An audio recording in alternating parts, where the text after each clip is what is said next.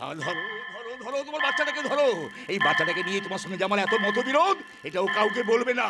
তাই বুঝি তুমি ওকে মদ খেতে টাকা দিলে? কেন দেবো না? বলি কেন দেবো না? দায়ে পড়ে যদি তোমার ওই কুড়িয়ে পাওয়া সন্তানকে আমার সন্তান বলে মেনে নিতে পারি, তাহলে ওকে মদ খেতে টাকা দিতে পারবো না কেন? তুমি আমার সন্তানকে মেনে নিয়েছো? মেনে নিয়েছি, কিন্তু আমার ভালোবাসা কোনোদিনই পাবে না। তুমি তোমার সিঁদুর ছুঁয়ে দিব্যি করে বলো, ওই ছেলেকে কোনোদিন আমার বিষয় সম্পত্তির ভাগ দিতে বলবে না। তাহলে সন্তান পাবে, আমাকে হারাবে। আমার মৃত্যু তুমি তোমার চোখের সামনে দেখতে পাবে। না